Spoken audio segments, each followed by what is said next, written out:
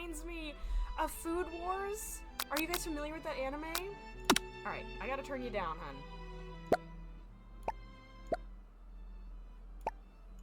Because that was real loud. I'm sorry if it blew anybody's eardrums out.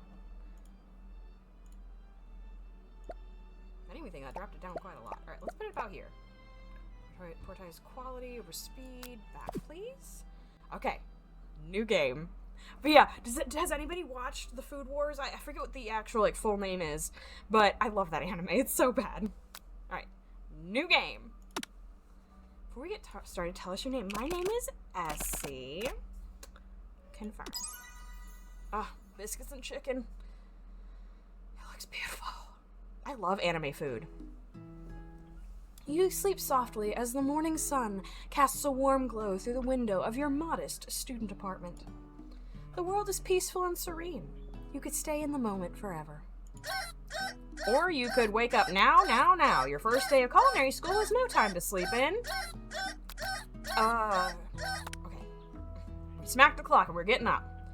Lying in bed, you stare at the ceiling, thinking about everything that awaits you at the prestigious University of Cooking School Academy for Learning. Your mind begins to wander. Who will be there? What will you cook? What should you wear? Time begins to fly by and you find your imagination getting away from you. I'm gonna turn down just another smidge. Just a little bit. There we go. Resume. Okay, so you need to take this seriously. Allow yourself to daydream a bit, thinking about the future. So, personally, I was pretty on the ball when it came to, college. So I think we're gonna take this seriously. We are gonna be the best that can be. So, yeah. Essie. Oh, I love that it has my name. Okay. I better make sure to arrive prepared for the first day. Absolutely. How cute is this art? You bust through your morning checklist. Teeth brushed. Hair combed. Pits deodorized. Nothing can stop you now. Yes, please, people, put on your deodorant. You confidently grab a biscuit, strut out the door, and head to class.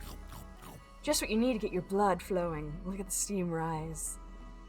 That looks really good. Standing in the quad, you gaze upon the magnificent University of Cooking School Academy for Learning. This is a very cute game.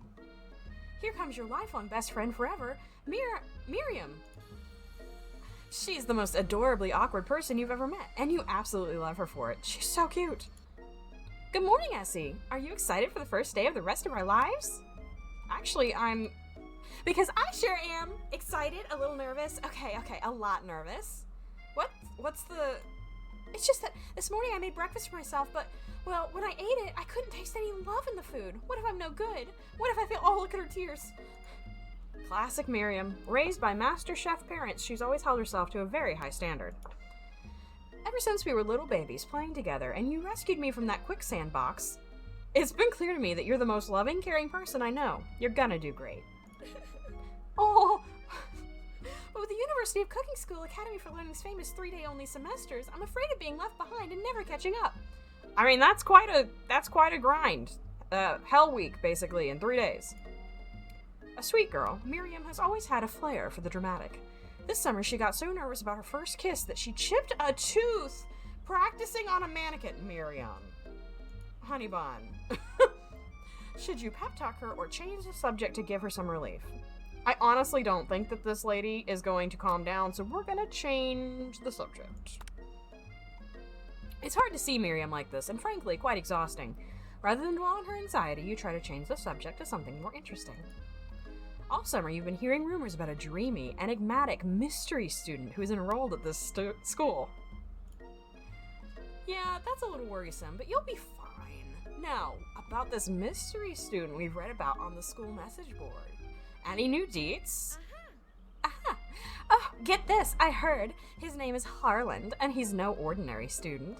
They say he has powers. He's had them ever since he was born. From an egg! Okay. An egg? Like a chicken? Don't be ridiculous. But that thing about having powers, it would line up with some of the other rumors I've heard. Like, I heard he once fought a bear with just his smile. Oh my god. Okay. You both sigh, thinking about a student so handsome that the laws of physics don't dare apply to him. Dreamy. Before you can get another word out, you're rudely interrupted when someone smacks your books and custom engraved measuring spoons out of your hands and onto the ground. We about to throw fists. We about to do it. Hey! It's Ashley, your arch rival. She is totally evil, but you can't help but be filled with jealousy. She can get anything she wants, and she knows it. Why is your tooth sharp? Also, hello.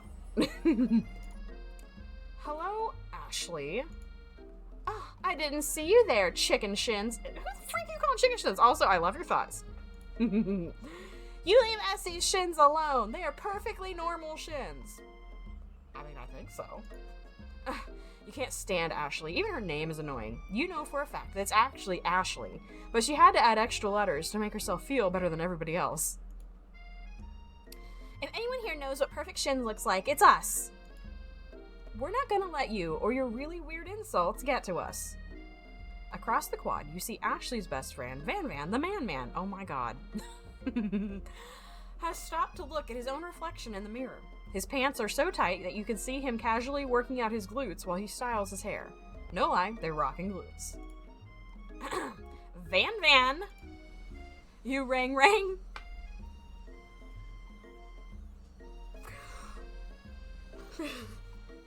Oh my god. Hi, Van. You've never been sure what their arrangement is, but as long as you've known them, Ashley and Van have been just as close as you and Miriam, but substantially more devious.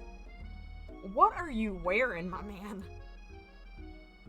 I can't believe that University of Cooking School Academy for Learning would ever allow people like you to attend as students. I know, right? You'd think they'd just hand us our diplomas now. Or maybe hire us on as professors. You amateurs could learn a lot from us. With the first day of school about to start, there's just not time to properly tell these two off, so you resist the urge. Let's go, Miriam. Psh, see you later, losers. Oh my god. As you approach the door, you see a goofy-looking kid pushing hard against the window directly next to it. Are you okay? Okay. Oopsie. What just happened? I think it's broken! What? You reach forward and easily pull the door open. That should do the trick. I love you! Great. I think you mean thank you? My name is Pop. I was named after my Pop-Pop. He's old. Oh my god. Could someone like this also be a student at the school? He must be one heck of a chef. Also, his name tag clearly says Bob, but I guess he's reading it upside down. It's okay. Hi, Pop, I'm Essie, so... Are you gonna make me hold this door all day? Oh, it was me! I thought it was him! Are you gonna make me hold this door all day? Nope. And with that, the young man walks into the building ahead of you. Is it just me, or is he kind of cute? I think it's just you, Miriam. He is a child. You both shrug your shoulders before following him into the building. Miriam, you're a creep. You stand at the edge of the room, unsure where to sit. Other students wander in and keep themselves busy chit-chatting. But now, we are the main characters, so we've got to be either by the window or the back row. Like, this section here, this L section, is very important. Hello? A scruffy-looking pooch takes his place at a podium at the front of the class. Adorable. I already love him. Sprinkles? His name is Sprinkles! Now, quiet down, everyone. Who is this unreasonably cute pup, and why is he in our culinary class? You must be Sprinkles, head instructor and CEO of UCSL. Please call me Professor Dog. I may be cute and little and fluffy, but I still demand respect. Woof. What? A cute dog is our professor? This is the best school ever. I guess only a dog's nose is capable of picking up all the nuances of fine dining. Oh my god. The pedals! Hey, you trying to jack my theme here? Look at my pedals are better. Look at these. I got better pedals. My pedals are better.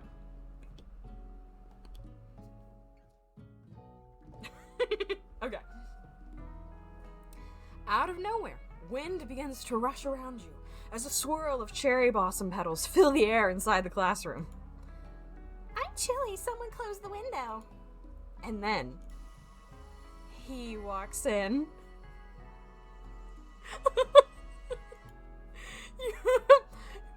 You're immediately swept up in the aura of this new student and his remarkable goatee.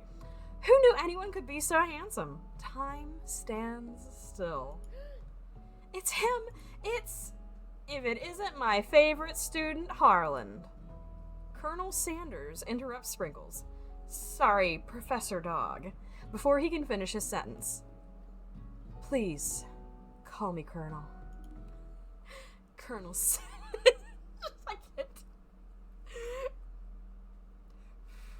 I'm a professional, I can do this. Colonel.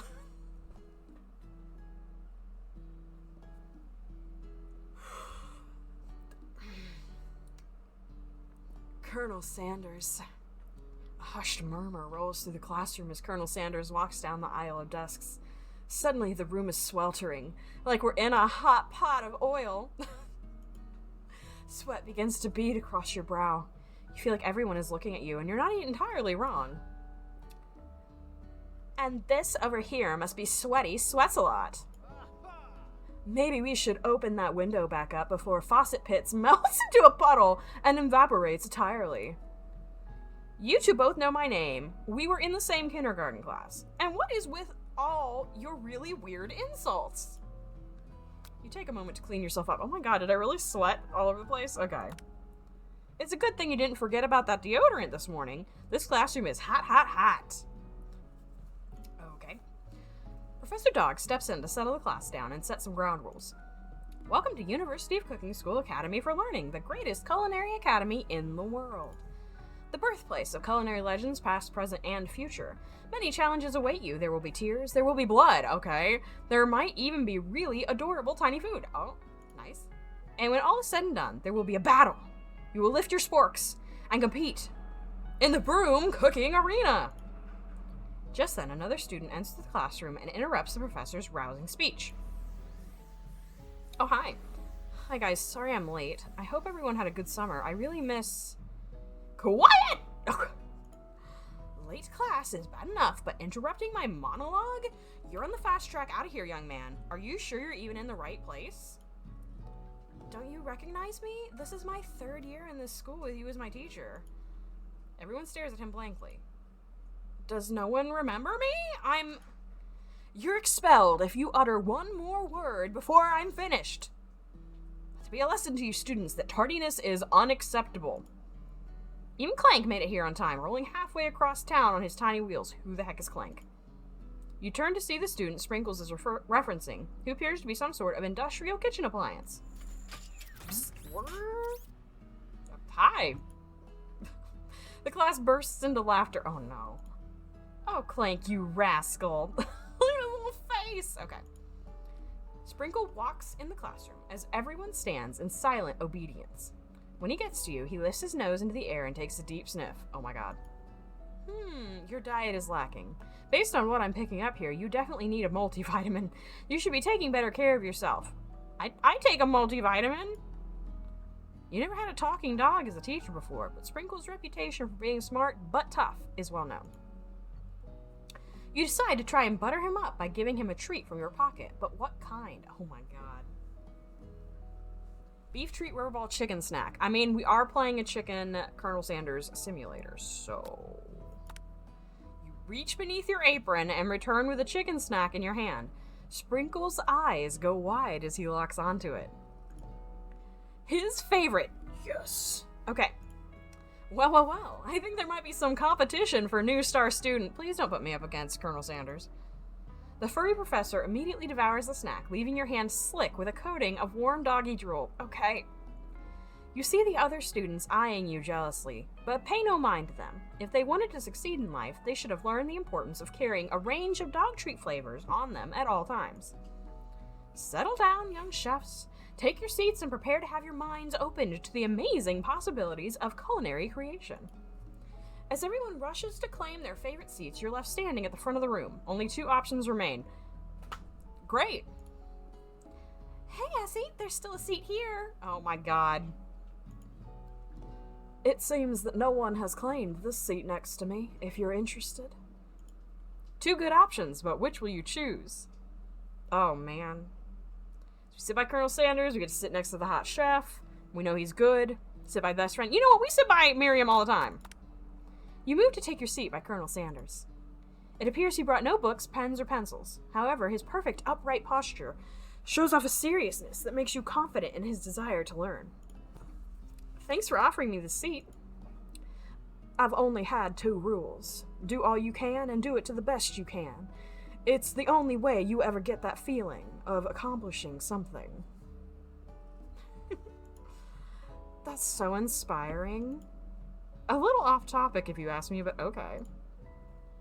As soon as you settled into your seat, the professor makes an announcement. Think fast, it's time for a pop quiz. Yay, a quiz about me! Oh, what is this child doing here? This incredibly important and surprisingly short quiz will tell me if you are ready for life at culinary school. Oh my god.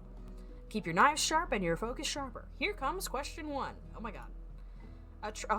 If train A is traveling to point B and train B is traveling to point A, how important is it to wash your hands before looking? Extremely. Looking at you, Pop. That's right. Wash your hands, people. Wash your hands. Forest is to tree as chicken is to feather. That's right. Okay. This isn't as hard as I was worried. What is the most efficient eating utensil ever created? A comically oversized fork, a meat tenderizer, or a spork? Well, we all know the answer to this. A spork. That's right. What food is best for a broken heart? Fried chicken. Anything, as long as it's prepared with love and not too much salt. Camel meat? A pancake that looks like a silly face. Oh. I mean, I'm pretty sure it's, anything made with love. But I am tempted by the pancake answer. That's right. Is Sprinkles a good boy? Oh my god, I'm not gonna hit it, but I want to hit no. He's a talking dog that teaches at culinary school. He is the best boy. You the best boy. That's right. Your total score is perfect. 5 out of 5. Wow, be honest. Did you cheat? No. You look up to see that Colonel Sanders has been watching you tally your score. He's impressed.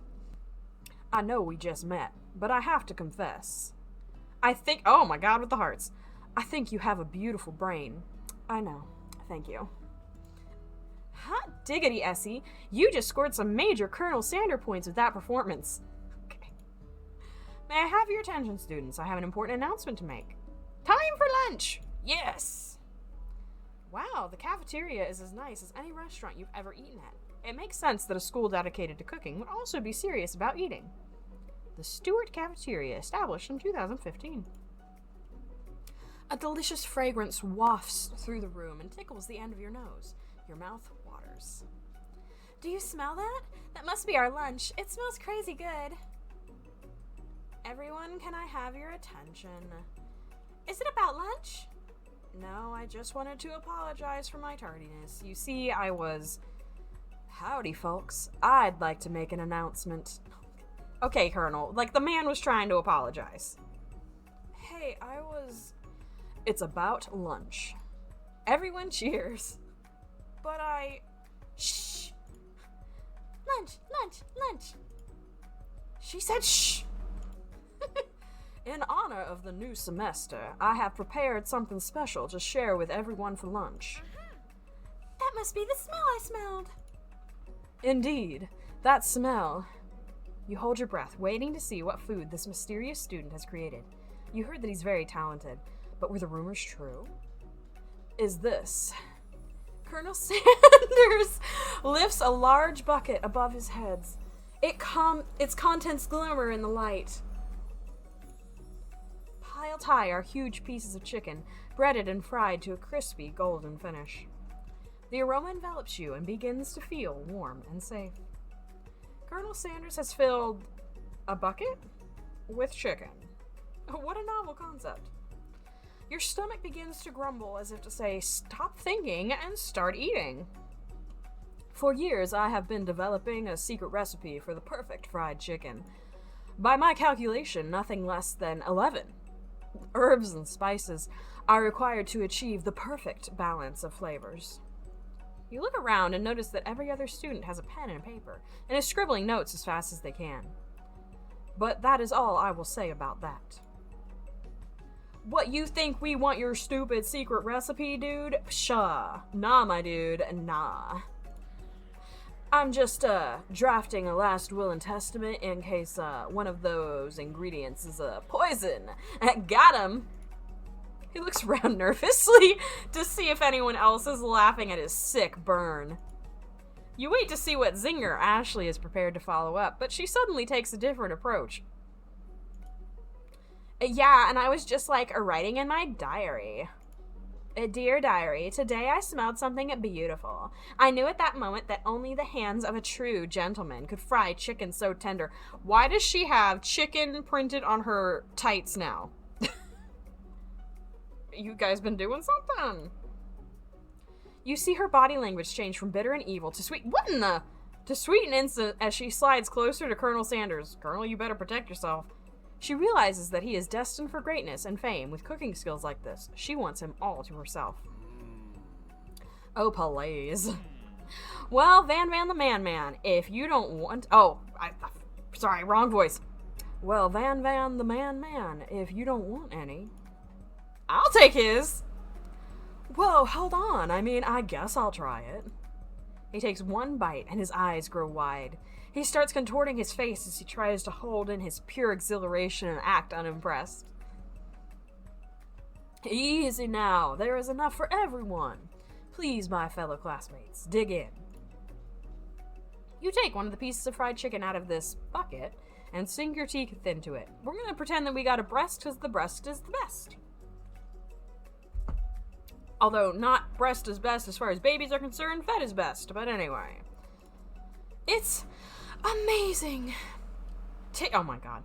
Tasting Colonel Sanders' food transports you to another dimension. Alone with your taste buds, gripping a drumstick in your hand, you float weightlessly. I don't have a drumstick, but I got a magnifying glass. Focus your mind and meditate on this moment. Try and identify every flavor. Savor the moment and everything that tells you about Colonel Sanders' culinary heart, or swim towards the light. We're gonna meditate and savor on the The flavors in your mouth are beautiful, pure, heavenly. What a guy! Along with the flavors, you feel something that can only be described as love. For a man, for a flavor, are they the same? After tasting his food, you try to get some one-on-one time with Colonel Sanders. Okay, you approach Colonel Sanders. Colonel Sanders smiles ever so softly as you approach. He stops what he is doing and allows you to break the silence. Colonel, I wondered if I could talk to you for a second. Anything for a fellow chef.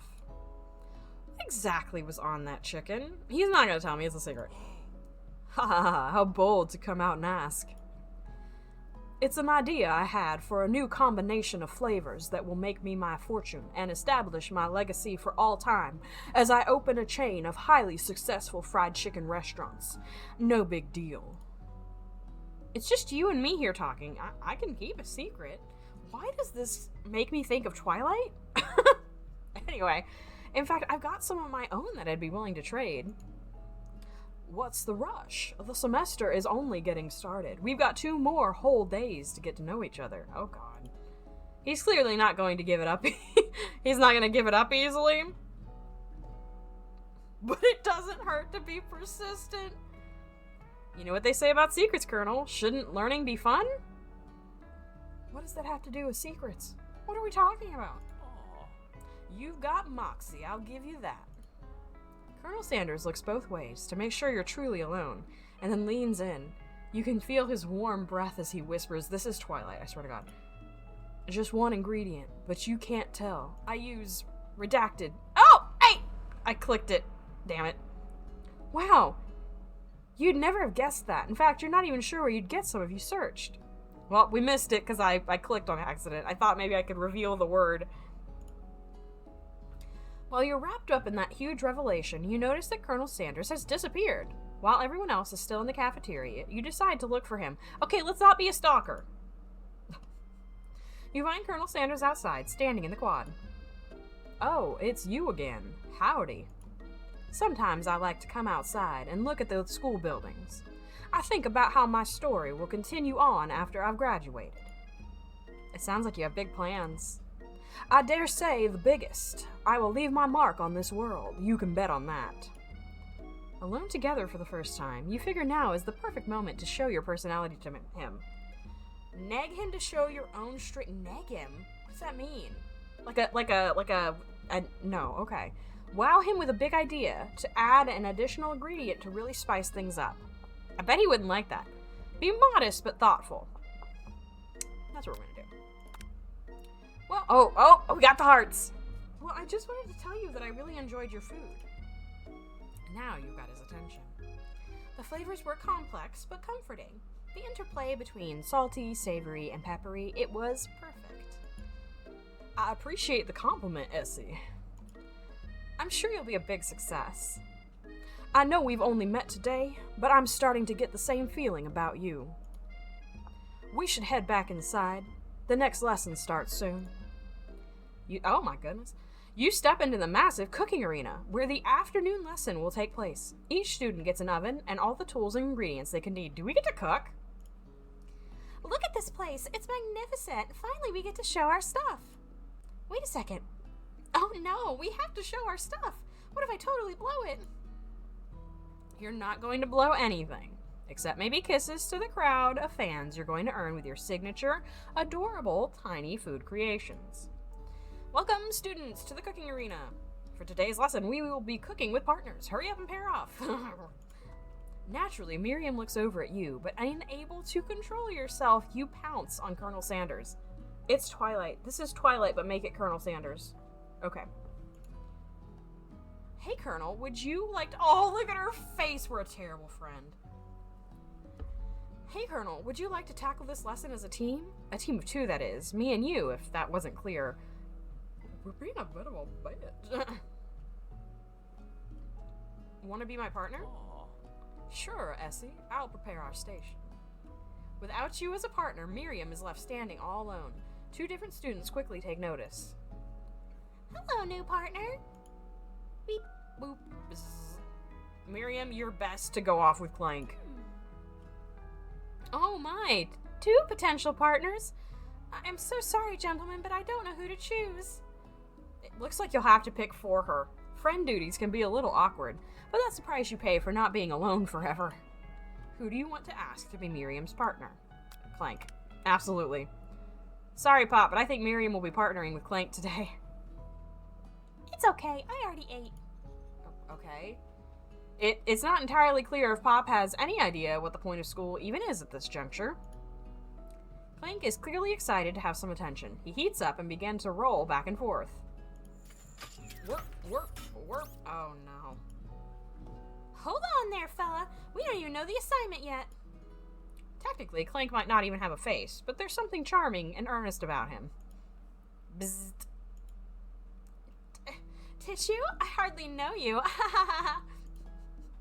Clank judders and a panel shakes loose. You get the impression that this is a sign for affection. Okay. Looks like you two will be fine. Now it's time to focus on your own cooking classwork. Alright, you two. For today's lesson, we're going to keep it simple. Pick a basic dish and divide up the steps. No chef is an island. It takes 2 flints to make a fire. You get the idea. Which dish do you suggest to your partner, Colonel Sanders? Steak tartare seems easy enough. It's fancy and you don't even need to cook it. I think in a cooking competition that would be a bad choice. Using octopus will blow Colonel Sanders' mind. Your grandmother's mashed potatoes and gravy. Well, you know what goes great with fried chicken is mashed potatoes and gravy. I've always been something of a down-home chef. I was thinking we could make something warm, inviting, and comforting. Maybe mashed potatoes? And gravy? I couldn't imagine one without the other. Colonel Sanders casts a coy look at you, causing your whole face to go beet red. Embarrassed, you quickly turn away. I'll go get the potatoes. No, please, let me. Picking perfect produce is a passion of mine. Looks like things are getting pretty fresh around here. Does somebody have a crush on Colonel Sanders? We're just cooking partners. Mind your own business. Sanders' heart is my business, and you better keep your fingers off my man. Did someone call for me? No, jeez, Van Van. While I'm over here crushing Essie's dreams, you're supposed to be taking care of our classwork. That was the deal, remember? Oh, look at Van Van's face! Colonel... Lady? Colonel Sanders returns, arms full of peeled potatoes. He tosses them into boiling water and turns his attention to you and your old friends. Oh, howdy there, Ashley, Van Van. Are we working in a quartet instead of a duet now? Actually, no, it looked like Essie was struggling, so we offered to give them a hand. You know how it is. These young amateur chefs need a lot of mentoring. I was gonna say, Colonel Sanders, maybe I could also teach you a thing or two about fancy food. Maybe one day you might be able to get up to my level. Ha, doubt it. Don't be rude, Van Van. Personally, I have no doubts whatsoever about Colonel Sanders' ability to concoct creations worthy of admiration. After all, your fried chicken was quite spectacular. But Colonel, if you ask me, I might make a better partner for you than this thing that has positioned itself at your station. Don't you feel deep down that we cast complementary shadows? We fit together like a thigh and a drumstick. It just makes sense. And nothing about this makes any sense, but one thing is clear. She's coming for Colonel if you don't watch out. Ashley is really going at you hard. You need to ask for some backup here before things get ugly. Miriam does not want any of us. Turn to Colonel Sanders, hunk of hucks. In your time of need, turn to Miriam, your forever bestie who always has your back. Miriam is watering pot. Is she going to stand up to Ashley? I don't think so. I'm here to learn to express myself via my cuisine, not bicker with prima donnas. Partners were chosen at the beginning of class, so let's all respect the format, okay? Oh, she's crying! You turn to Colonel Sanders to confirm that you're on the same page. I choose Colonel Sanders, and Colonel Sanders chose me. Isn't that right? A businessman respects all fair agreements, from contracts to handshakes. I took on Essie as my partner for this activity, and I stand by it. Based on your teammates' behavior, I'd say you're perfect for each other. Neither of you has Essie's natural talent or their loyalty. Being defended by Colonel Sanders leaves you feeling proud and full of potential. You look for Sprinkles in hopes that he might step in, but he's nowhere to be found. Darn those cute corgis and their short but sturdy stature. You look down at your station and realize that, in the tension of the moment, your hands have been cooking on autopilot. Distracted by the drama, you've already crushed the boiled potatoes into a perfectly creamy mashed texture, with plenty of butter and cream for flavor. It's as if your natural passion guided you through the steps you know so well, while your attention was elsewhere. I know just what to do. Colonel Sanders extends his hand. He's holding a beautiful white porcelain gravy boat, out of which pours a smooth brown gravy, smothering your nearly finished potato dish. That looks really good. Gravy flows down the mound of mashed potatoes. The results look spectacular. Granny would be very proud. Colonel Sanders holds a spork out to you. You reach out and grab hold of it, but he doesn't immediately let go. The two of you stand holding the same spork, and for that small moment, all the madness and pressure in this crazy world stops. Your eyes lock.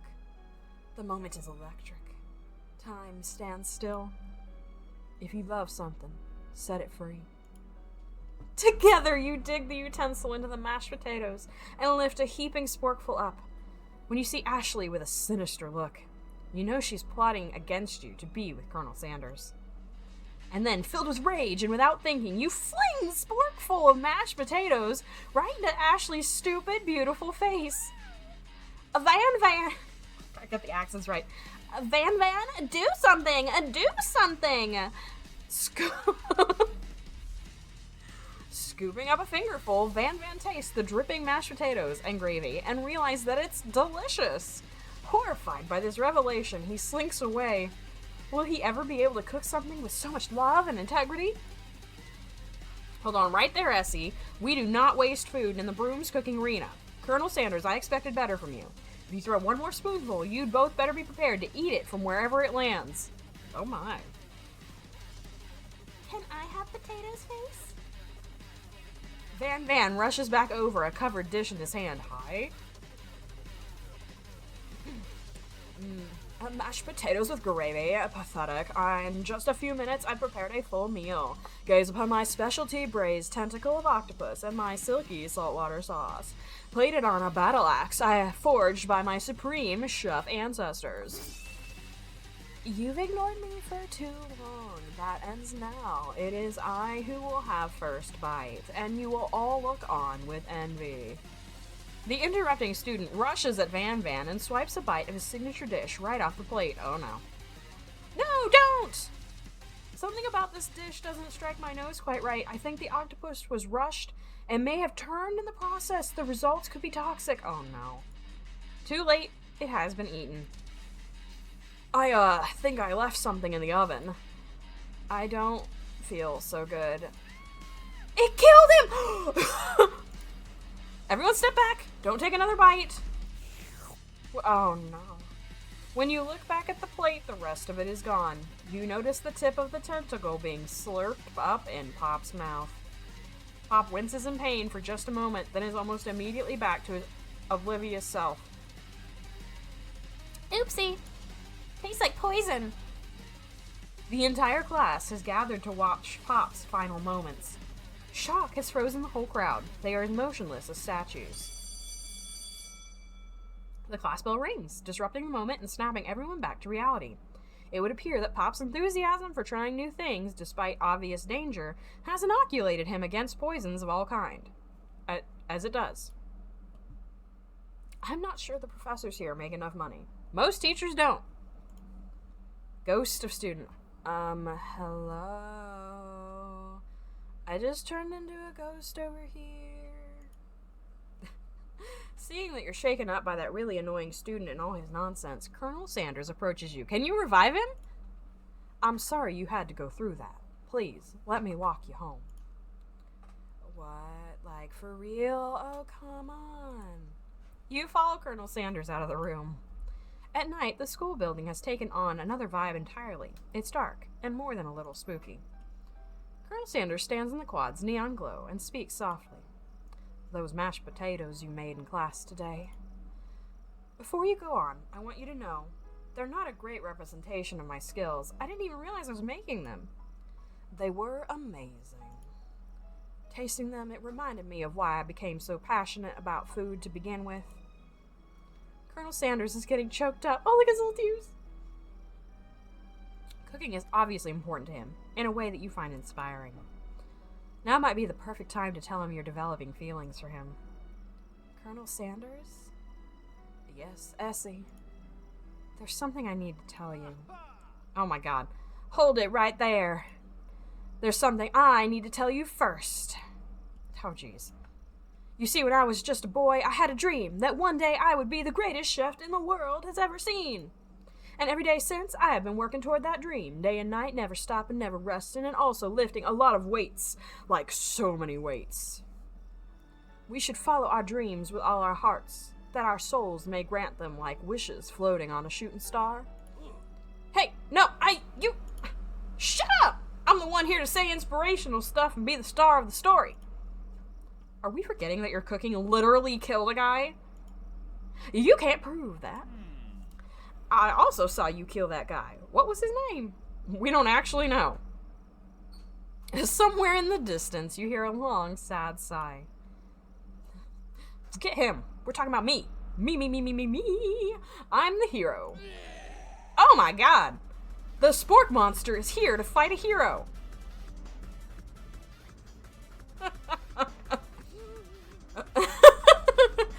I think I left the fridge door open.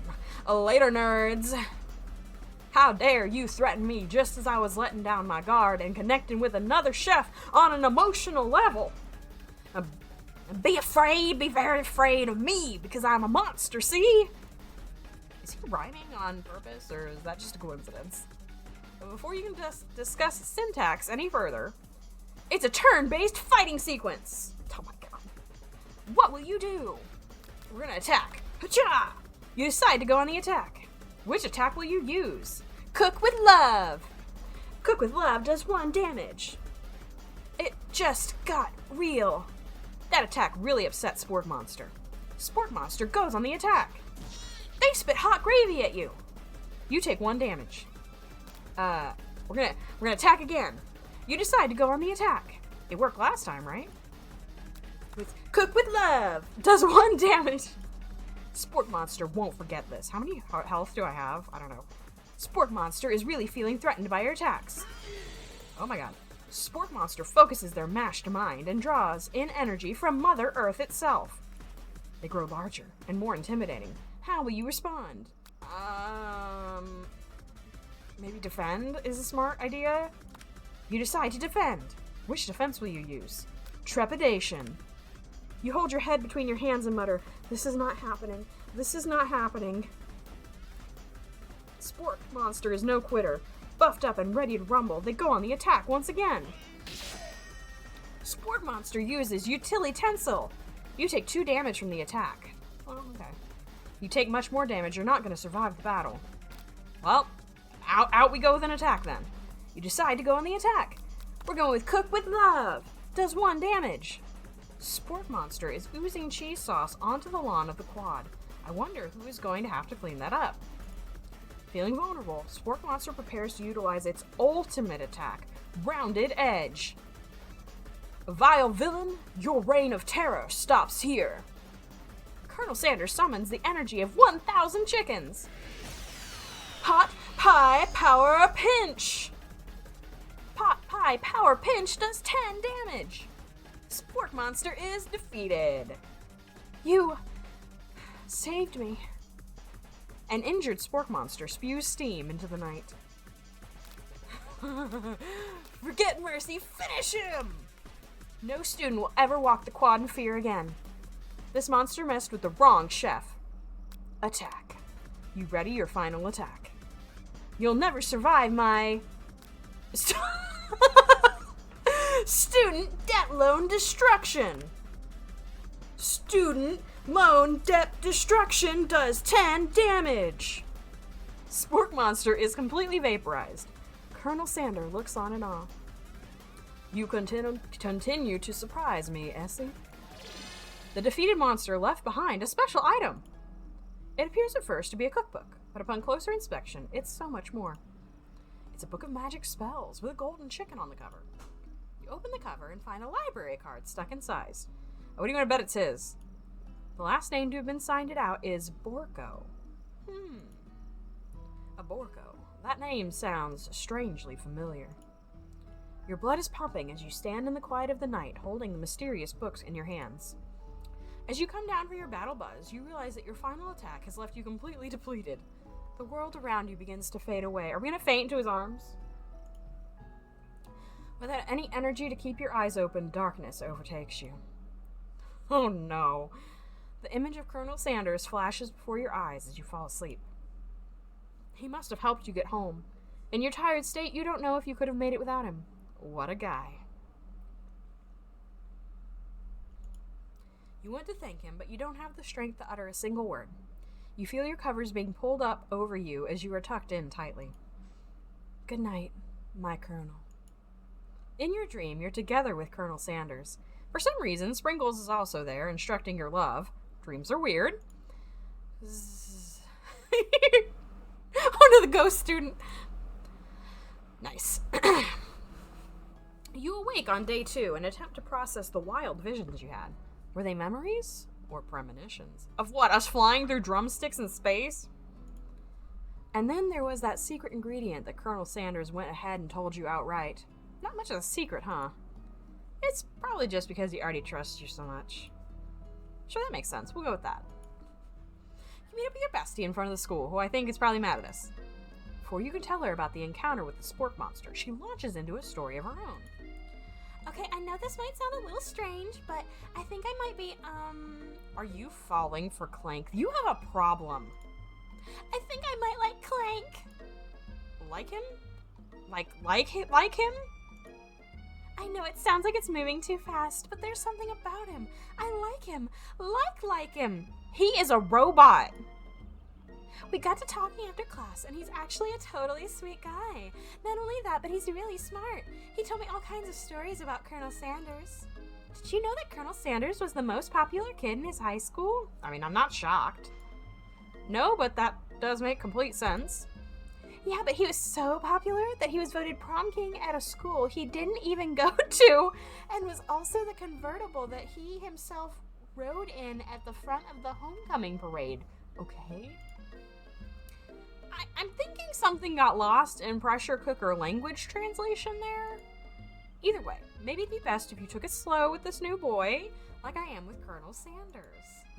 You and Colonel Sanders? The coolest guy in school? The most famous student to ever attend University of Cooking School Academy for Learning? You're a thing now? We definitely connected yesterday.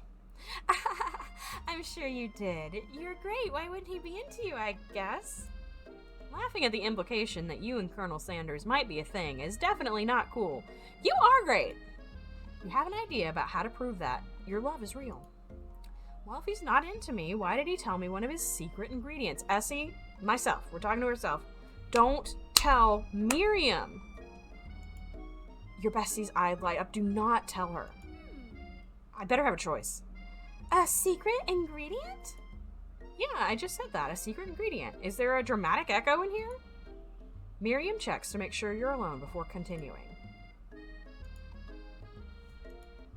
So this summer, while I was on vacation with my family, a lovely man approached me in the botanical garden where I was wandering. This can't be good. He told me all about his passion for spices. Secret spices. The man even gave me some to show me what he meant. He said it was a powder created from super duper rare dried flower petals, and that if I did him a big favor, I could have some of my own. Please, Miriam, don't tell me. So I filled my suitcase with them and brought them home. Oh my god. He was so nice, he even met me at the gate when I arrived. Later, when I cooked with them, a very strange feeling came over me, and the flavor was unlike anything I'd ever tasted. I think you're being very liberal with the meaning of spices here. Whatever. Anyway, we both share an interest in cooking, so we've stayed in touch, like pen pals. I bet he would love to know more about new spices. No. The answer is no. Well, I'm definitely not supposed to share Colonel Sanders' secret recipe, and besides, I only know the one ingredient, so I doubt it would be of much use to anyone. Fibber. Please, please, please. It would mean the world to me. No one has to know it came from you or from Colonel Sanders. There is zero chance, Miriam. What do you think? Should you protect Colonel Sanders' secret or share it with your bestie? What, share it with my bestie to go send to this weird drug lord that she's apparently having, a thing with? You quickly think of a fake ingredient name. I don't know, how about... It was Eye of Newt. I know it sounds like some kind of witch's potion, but what can you do? Eye of Newt? Wow! Her eyes light up, imagining such a thing, and you figure that you've satisfied her curiosity, and she'll move on. However, she immediately turns around and does some thumb typing on her phone that you can't quite see. That's probably not good. Before you can ask her to confirm that she was definitely not texting secrets to other people, you're interrupted. A wind rushes in. Cherry blossom petals fill the air. Why is he on a horse? It's Colonel Sanders. He's arriving at school. Stand back and admire his majestic glory, or run to him. I feel like running at a horse might be a bad decision. Colonel Sanders' horse is truly a thing of beauty. He's not bad himself. Without ever acknowledging that he's being watched, he does a short horse dance before dismounting with a flourish. He then slaps the beautiful creature gently on its rear, sending it running free into the countryside. What, with its saddle and bridle on? You are so struck by the sight of him that you lose the ability to speak coherently. Oh, look at his little full tears. Okay. Oh, I didn't realize anyone was watching. Don't worry, he knows his way home. You attempt to compliment Colonel Sanders, but the words don't come out exactly right. It legit is Twilight. I just reread this book. What a horseful beaut you have. I mean, what a horseful beaut you have. Dang it, that's what I just said. Being a good friend, Miriam attempts to cover for you. Oh, Betsy just gets really nervous around people they like. What? This is not helping. I mean, they got food poisoning and were up all night. It was gruesome. You should have seen it. She gives you a wink and a smile as if to say, situation handled. Can't blame a girl for trying. And with that, Colonel Sanders disappeared into the school, leaving you and Miriam to follow. When you enter the classroom, you can see your two rivals, Ashley and Van Van, are doing something bad. By the way they're hiding, you know it must be really bad. Like counterfeiting recipes bad. Experimenting with restricted ingredients bad. Summoning a demon bad? You try and get a peek over Van Van's hulking shoulders. But he sees you coming. Whoa there, little one. I'm not sure you're ready to handle this. Why don't you make like a bee and mind your own wax, honey? Okay. Tell them to stop acting mature, act like you're not interested in them then, but really try and get a closer look.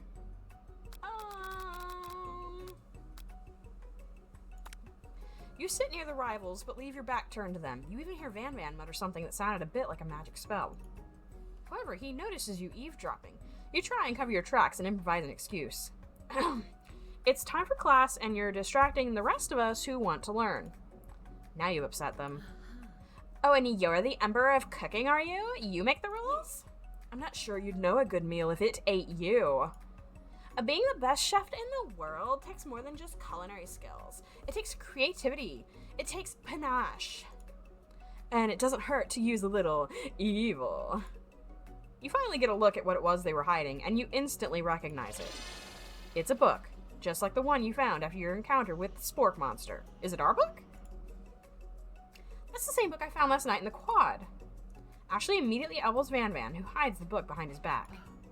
I don't know what you're talking about. That book is a family heirloom, and its contents are secret. You notice that they haven't just been studying the book. They've got Pop pinned to the wall, and they're tossing potato skins at him as he tries to catch them in his mouth. We're playing.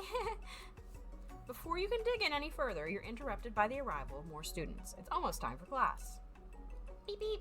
Clank. Clank must be running late. He's in such a hurry that he rolls right over Van Van's meaty foot. Hey, watch it, you bucket of bullets. Hey, watch how you talk to him. He didn't do anything. Bzzzt, womp. Oh, Lord. Who do you think you're talking to? I've never heard such language, not even from a stand mixer. What is he? I think he's a pressure cooker, right? Womp womp. No, your mother was a stand mixer. Werbs. Van Van jumps to attack Clank, but Clank shocks Van Van, sending him flying across the room. Protect me, Colonel Sanders. These crazy men are about to come to blows. I think it must be over me, but I'm not interested in either of them. Ashley's tone is completely changed in an instant. She bats her eyelashes at Colonel Sanders. Surely he must know that this is a ruse, right? Gentlemen, get a hold of yourselves. Save it for the arena, at least. Or don't. Honestly, what do I care? I've got lofty career aspirations to focus on. Maybe I can help you with your business plan. Just then, Sprinkles arrives to signal the true start of class day. He's panting, which doesn't seem that abnormal. He's a professor, but he's also a dog. Students, please take your seats. I apologize for my late arrival. I spent the morning chasing a car all around town, and my tiny legs are very, very tired. But I'm here now, and I hope you're ready to learn. Rub his furry dog belly. He loves it. After he catches his breath, Sprinkles regains control of the classroom. Without further ado, we'll review the global history of my favorite fowl, the chicken. You want to pay attention to the lesson, truly you do. Which is why, in 1776, at the signing of the Declaration of Independence, it was a chicken who first signed their name. Okay. But you can't help but daydream about Colonel Sanders, and you miss most of the important parts. Great! When you come to, Sprinkles is holding a tray of food in front of you. Well, Essie? Naturally, this appears to you to be a sample platter. Which item do you want to sample? A glass of water, a shimmering pepper, a dog biscuit. A pepper? A brightly colored pepper stands out from the other items. It sparkles in a most eye-catching way. So naturally, you reach out, grab it, and eat it right away. I don't think that's what we're supposed to do. However, your body is not prepared for the heat. The pepper has triggered an intense spice hallucination. It feels like forever as you trip through the universe. My friend, ooh. This guy again? I'm here to give you an important message, ooh. You must avenge my death and fulfill your destiny. All you must do is... I was saying, to fulfill your destiny, all you must do is... I'm sorry, I think I've got some spice stuck in my throat. It's fine, I'll work through... to fulfill... the prophecy! You must. You feel yourself beginning to regain consciousness. Aw, man. You come to and find everyone is staring at you. That pepper was the last of its kind on Earth, and now it's gone forever. You think to yourself, geez, I should pay better attention. We all make mistakes. I'm sure he'll forgive you someday. Come on, it's time for lunch. Before anyone can relax, the cafeteria lights dim, and your rivals enter to make a dramatic announcement. Great.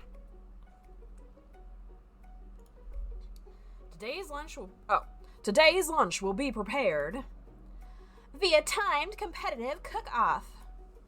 The level of theatrics with these two is off the charts. Demand that they stop wasting everyone's time, step up and tell them, you're on!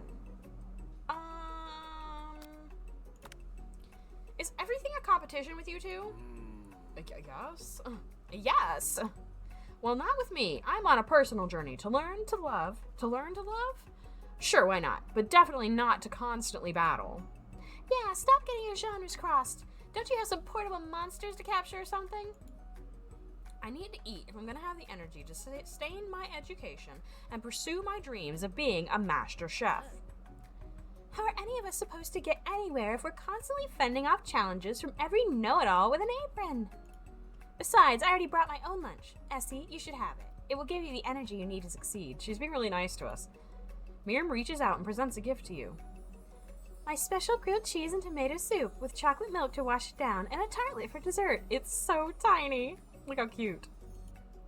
It only takes you about 5 seconds to eat Miriam's tiny food, but it's just what you needed for motivation. You know what? I've learned enough for today. Let's battle. Just as things reach a boiling point, Sprinkles steps in. Surely he'll put a stop to this madness. Now, students, please settle down. This is a lunchroom, not a sporting court. Finally, a little sense. You breathe a sigh of relief. He's gonna take us to the arena. At least not until we turn on the timer. Oh my god. Just then a huge light blasts you in the face, flashing the words, "Timer ready." That's what I'm talking about. Ahoo! I stand corrected. If it's a battle you want, it's a battle you'll get. My bestie can best the best of them. Oh my god. Best believe it. Oh, like a diamond, I was formed under pressure, and now is my chance to shine. I will defeat you myself. You had his chicken, and you made mashed potatoes and gravy on day 1, and you're feeling like you can really impress him again here. It's time to boil some water for the potatoes. Oh, we're making it again? Think fast. If the timer runs down, you'll be forced to pick randomly. Oh my god. What temperature does water boil at? That's right, but how would you have even gotten into this school without knowing that? Winner gets to rub my furry belly. Let that enticing offer motivate you. You're going to need to season this chicken before you cook it. You don't know Colonel Sanders' recipe exactly, but you have an idea. How many herbs and spices did he say? 11. That's right. You might not know all the ingredients yet, but at least you've headed in the right direction.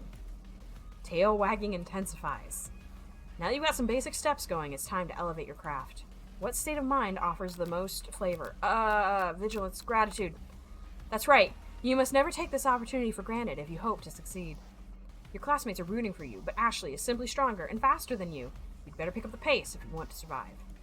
When you were a child, your father told you to never forget where you came from. Every day, you meditate on his advice and draw energy from that place. Now would be a great time to harness that energy, so where does it come from? A small town with big dreams, shoulder of Orion, deep beneath the surface. That's wrong! God. This is a horrible time to start forgetting important things. God, great. Try to shut out the noise of the arena and focus on your cooking. What is the sound of success? Silence? That's right. When they taste your cooking, they will be so taken with it that they will be unable to speak. You notice Colonel Sanders out of the corner of your eye. I believe in you, Essie. He's actually cheering you on. which would be awesome, except knowing he's watching you makes you totally forget what you were doing. Now all you can think about is Colonel Sanders. How many spoonfuls of gravy would it take to fill a traditional Victoria? Ah! That was really fast. What were you thinking? Get your mind back in the competition. Grr. You're stranded on a desert island with only one dessert cookbook. Which do you take? What a hunk. I know, right? You know what? Shouldn't you be focused on the challenge? You're falling behind. Sorry, I forgot the question. What does that have to do with crafting spectacular fried chicken and delicate baked biscuits? Are we making biscuits? I thought we were making mashed potatoes and gravy. Woof, woof. You're really struggling to keep up. Gotta get her head in the game. At the next station over, Ashley has already begun plating elements of her dish. It's colorful and complex. To make up time, you toss your biscuit dough into a stand mixer. As you do, the crowd gasps. Is it clank? Ah, yikes! Bzzzt. I know you love nothing more than seeing a fellow appliance utilized in a kitchen battle, but sometimes that means sacrificing the personal touch. You might not have any hands, but Essie does, and a good chef needs to be touching the dough to know it's properly mixed. There's an easy way and a hard way. You don't get far by going the easy way. When you hear everyone talking, you realize how serious your error was. You immediately shove your hand into the mixer to rescue your dough before it's overmixed. Essie, no! But you're not fast enough, and your hand gets stuck. It's immediately crushed by the quickly spinning beaters. There's no way you'll be able to use that hand for the rest of the match. What is going on? Okay. Colonel Sanders shakes his head in shame. Oh, he's crying. What you often find is that the easy way can turn out much, much more difficult. Everyone stop what you're doing right now. This battle is over. It can't be. I was so close to finishing my dish. Sweetheart, look at your hand. You simply can't go on. Aw, that's too bad. And here I am with a completed dish, ready to serve. Surely that makes me the winner by default. No, it wouldn't be fair to compare the two on account of Essie's injury. You see, Sprinkles began to lick his doggy chops as he locks onto the dish. But I suppose you should at least tell us what you've prepared. Well, because I'm the sweetest, I skipped straight to dessert. Under this white chocolate dome, you'll find a wide array of delights, taking on a journey of flavor that tastes good and tells a story of excellence. I was going to ask Essie to do the honor, but since you're injured, I'm afraid that pouring this creamer of delicate hot chocolate sauce might be too difficult. Colonel Sanders, if you wouldn't mind lending me your strong, steady hand. Colonel Sanders pours the hot chocolate sauce on top of the dome, causing it to melt away, revealing the ingredients hidden within.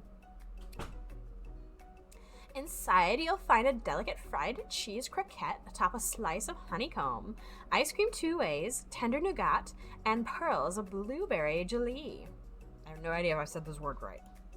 Colonel Sanders seems intrigued, but perhaps not impressed, as he dips his finger in the chocolate sauce. Simplicity isn't your strong suit, is it, Ashley? Oh, you.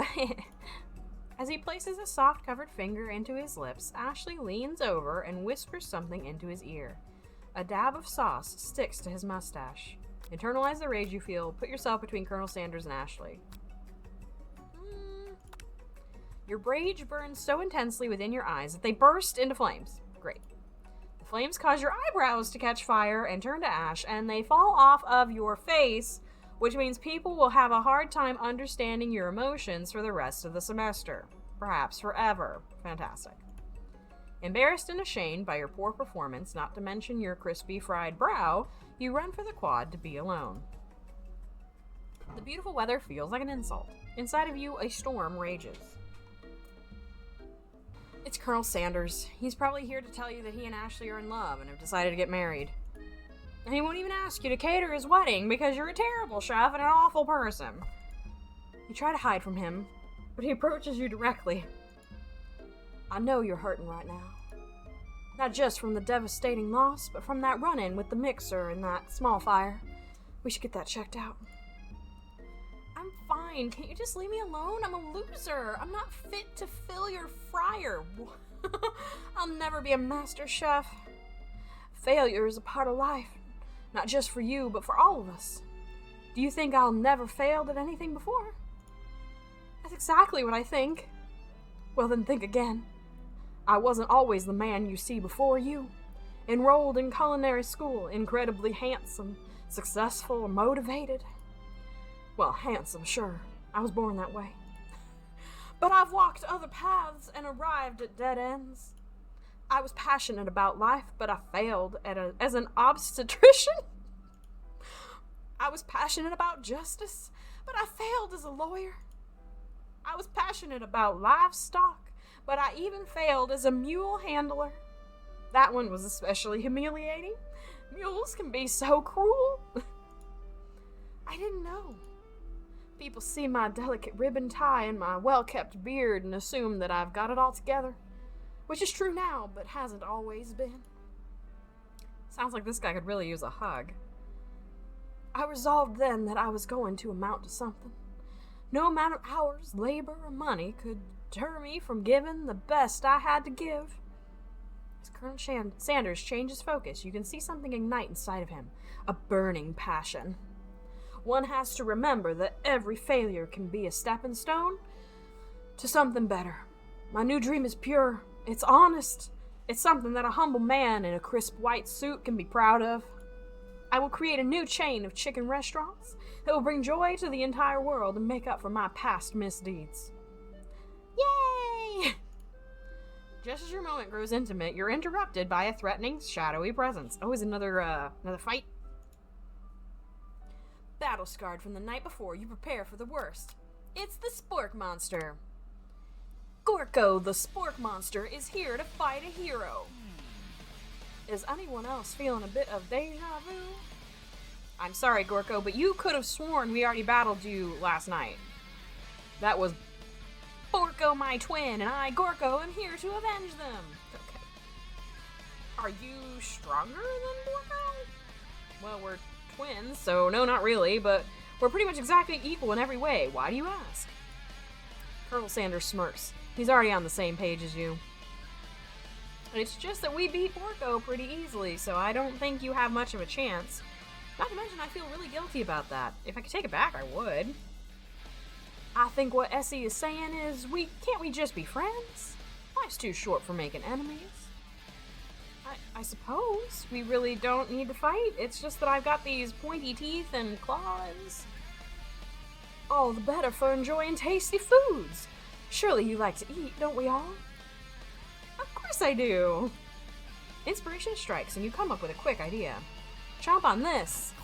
You toss a biscuit into Gorko's open mouth and he devours it in one gulp. Delicious. You're much nicer than the evil students who once upon a time turned me into this creature who stands here today. I don't believe it. You were human once?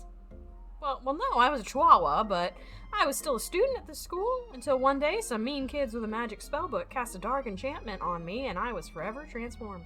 Oh. A magic spellbook. Precisely. Borko used to have a copy, but somewhere along the way I've lost it. If you find such a book, I beg of you, respect it. You're a powerful chef and shouldn't rely on such dark and evil magic. No, you should be protecting the innocent from those who would cheat them through sorcery and guile. If you need me, don't fear, I will be there. It sounds like there are some bad cooks in the kitchen of life. See, together I am sure we can defeat them. Come back to my hideaway and we can discuss? Absolutely. A personal invite? You can't imagine what Colonel Sanders' home must be like, but it sounds like you're about to find out. Nice. Stepping inside Sanders' home, surrounded by his things, you start to feel a special bond with him. It looks like you live an exciting life, Colonel Sanders. Every day can be an adventure if you approach it with the right attitude. Long ago, I made the decision to never stop searching, never stop working, never stop imagining. Have you been working on any new recipes of your own lately? I'm always excited to talk about food with another ambitious chef. Well, there is something. It's just a side dish that I've been tinkering with, trying to find the right balance of flavors and textures. I'm not sure I've nailed it yet, but I'm close. Colonel Sanders' eyes perk up as he starts to wonder what dish you might be describing. What dish am I describing? It's meant to pair with something spicy, or something crispy? Both, perhaps? Now you got him right where you want him. Should you reveal your new creation to him or keep it a secret just for you? Oh, we're gonna reveal it. You decide that you're as ready as you'll ever be to share your original cooking with Colonel Sanders. Before you can talk yourself out of it, you decide to dive in head first. You reach into your lunch bag for a special dish that you've been keeping on ice all day. I present to you my original coleslaw. The shredded cabbage dish glistens in the light of Colonel Sanders' Lux hideaway. Magnificent! Together you chow down on the creamy slaw until just a spoonful remains in the bowl. Do you mind if I hold on to the last bite? I'd like to have it around so I can admire its taste later and think back on this moment. Sure. You could offer to make him more, but he seems like a very sentimental kind of guy. Sure, why not? Please, make yourself comfortable. I'll be back in just a moment. You realize that now would be the perfect time to do some snooping. Around the room are various items you can look closer at. Each item seems to radiate memories and emotions. Tap on an item to discover more about the Colonel. Well, we might as well look at the family pictures. An adorable little baby boy crawls across the floor. From the goatee and mustache combo he sports, you figure that this must be Colonel Sanders himself. That, or maybe it's the drumstick that seems to be waving like a rattle. Okay. Who frames a baby picture of just themselves? Probably the same type of person who would make their own face the logo of the company they founded, am I right? Tap on an item to discover more about the Colonel. Alright, how about the chicken? You notice a very realistic stuffed chicken sitting on a corner table. When you pick it up, you realize it isn't just realistic, it's real. Taxidermy? Must have been important to Colonel Sanders when it was alive. A little note clipped to the chicken's foot reads, "The true state bird of the great state of Kentucky." This must be where he keeps the secret recipe. Oh. You think for a moment, what number is important to Colonel Sanders? Then it dawns on you. As soon as you turn the dial to 111111, the safe opens. Inside it, you find a single note. Can chicken be prepared sashimi style? No! Why is the door open? Take a closer look at the large urn sitting on a nearby pedestal. There's a plaque on it. It's dusty, but when you wipe it off, you can read the inscription. Please don't be Grandma. It says, "Here lie the ashes of all my past careers and business failures." Well, poor guy. Okay. You gaze out of the window across the vast lake and mountain range beyond. Just then oh my God, what do you want? Just then the ghost of student pops up. Are you thinking about heading out into the world on a quest to avenge my death? No, in fact I wasn't.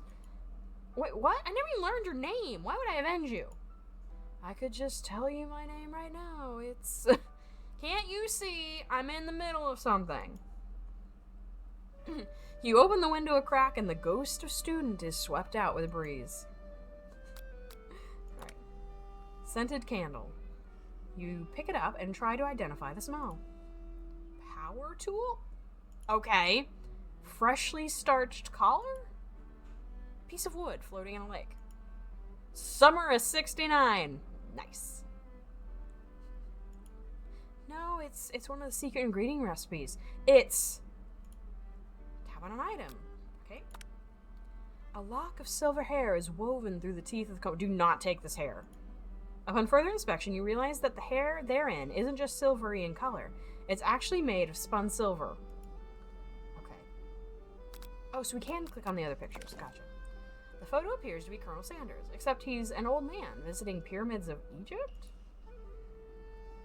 Maybe this is where he discovered one of his secret herbs and spices. How do you explain the age?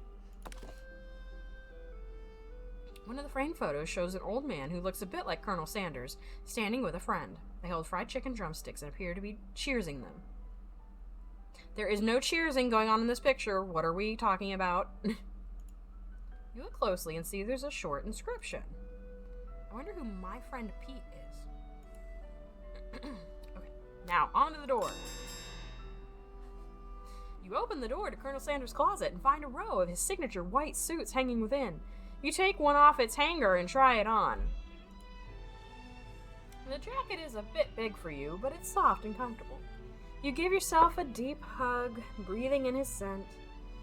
They say that home is where the heart is. Is this what they meant? Before you can look any further, you hear Colonel Sanders returning. He has a new dish that he's been working on, and he wants you to taste it. You try to act casual, but then he asks why you're wearing his jacket. We were snooping. I don't usually loan those out, but I must say, it does look good on you. Oh no.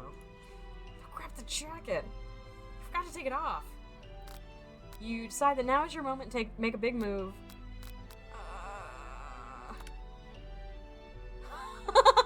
Whoa, isn't that kind of game?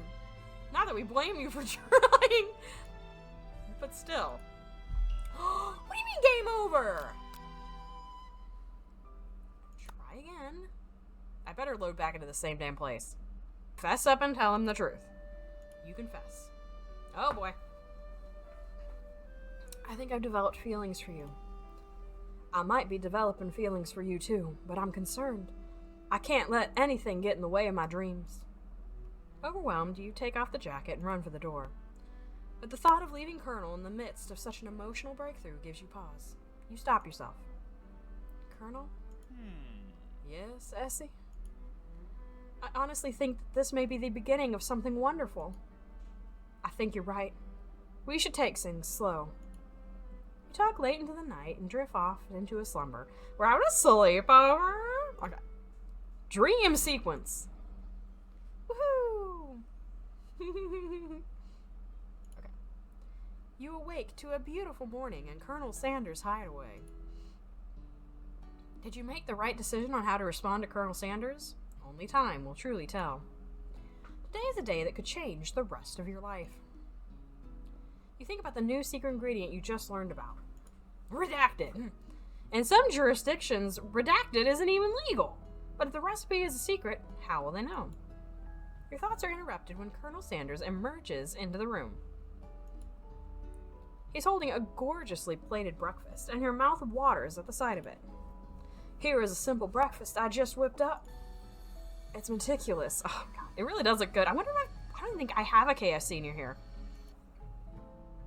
You taste Colonel Sanders' food, and it takes you on a journey. When you return, he's waiting to ask you an important question. Do you want to walk to school together? Okay. So would you say that we're the perfect match? How presumptuous. My cuisine and your taste buds, that is. Such confidence, such grace. Could he be the world's greatest gift to cookery? We're gonna flatter him. Sure, why not? You know, I think we might make a great team. A single tear begins to pool in the corner of his eye as he gazes out the window. And with the right business partner, I know I can't fail. Business partner? Could he be talking to you? It's all happening so quickly. Overcome with emotion and confused by your feelings, you're on the verge of tears. Unable to speak, the only answer you can find is to run out of the door and get home. There's still one more day of school after all. The University of Cooking School Academy for Learning waits for no one. You get home to find something very surprising. Your best friend is there waiting for you. Where have you been? Because I had one heck of a night. Please tell me you were not with Clank.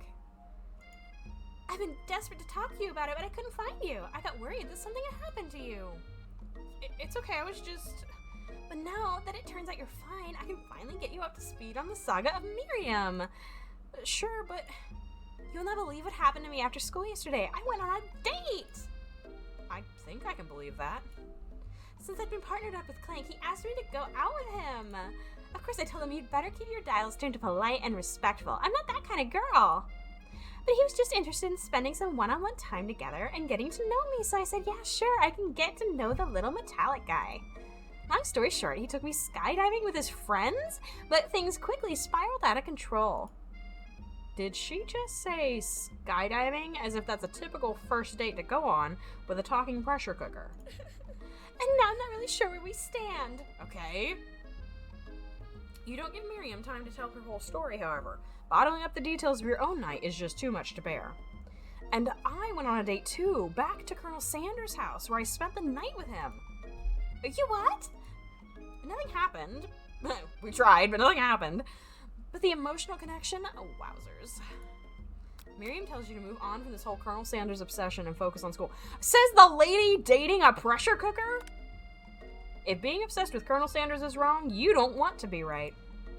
After a short argument, you both agree to go your separate ways. When you arrive at school, you encounter your rivals in the quad. Oh my god, okay. You can tell from a distance that they're picking on Pop, though he himself might not quite grasp that fact. Was that boy's eyes always blue? I could have sworn they were green. Anyway, because you know, he's Pop. What's a swirly? It sounds delicious. Oh, it's great. I'll order you up one right away. I'll have my swirly with sprinkles, please. Sprinkles is a dog and a treat. You can get your swirly dipped, too. Why don't you pick on somebody your own size? Because I'm literally the biggest person at this school. There is that horse that Colonel Sanders rides to school, but who would dare pick on such a gentle and beautiful creature? You got some nerve, Essie, suggesting I pick on a defenseless horse. Now you're twisting my words and I won't have it. Clench your fist, but the injury from yesterday's mixer accident makes you wince in pain. Doesn't look like you can go on cooking like that. Might as well just give up. I'll never give up. Ever. Colonel Sanders arrives just as it appears things are close to boiling over. A naturally intuitive person, he senses that something has been going on. Is everyone excited for the final day of school? Essie, how's that hand feeling? I'm sure you'll be back in fighting form by this afternoon. Aren't you concerned about my hands, Colonel? Yesterday I almost broke a nail winning so hard. Technically, I don't believe a winner was decided, but your presentation was quite impressive. What is he doing complimenting her? But what about the flavor of my delicate, warm, gooey chocolate sauce? It was clear that you're passionate about how your food was received. That's a lot of words to say. It was bland. Excuse me, Essie. I am more than capable enough to speak for myself. Oh, okay, excuse me. Maybe you could tell me more of your thoughts as we walk into class, Colonel. I'm always interested in discussing the fine art of fine foods. See you inside, Essie. Is he gonna take our coleslaw recipe and run? Annoyed by Colonel Sanders' inability to see Ashley for who you know she really is, you walk across the quad to get some distance. In an attempt to distract yourself from how slighted you feel by that interaction with Ashley, you take out the spell book you received yesterday and start flipping through the pages. This can only end well. Whoa, that's the book? It looks like bad news. It's just something I found laying around. It would appear to be some sort of grimoire, but I don't really believe in that magic stuff. Right? Because there wasn't a giant spork monster floating in the quad, but okay. A grimoire? Like a book of spells? I don't know. Who would spend so much time decorating a magic book if it weren't really powerful? I can think of one surefire way to find out. This can only end well. You open to a page covered with arcane warnings. Cast only in case of extreme emergency. It says around the edge of the pages. I could use the spell here that says it will erase anyone I choose from all of my memories.